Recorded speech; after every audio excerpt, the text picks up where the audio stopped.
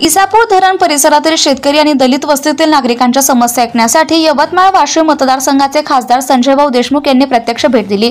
गावकऱ्यांशी तब्बल 2 तास चर्चा करून दलित वस्ती पुनर्वसनाबाबत गांभीर्याने विचार करण्याचं आश्वासन त्यांनी दिलं।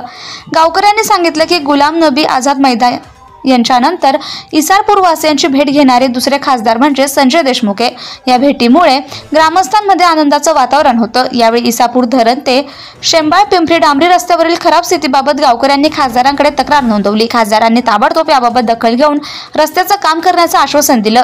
या दौऱ्यात ॲडव्होकेट वीरेंद्र राजे, उपजिल्हा प्रमुख रवी पांडे, तालुका प्रमुख राजूभाऊ वाकडे, विजय चव्हाण, उपतालुका प्रमुख बबनराव देशमुख, सरपंच गौल शेख मतीन, पैलवान शेख इब्राहिम खान, शेख हकीम सिद्दीकी तसेच गावातील सदस्य आणि प्रतिष्ठित नागरिक उपस्थित होते।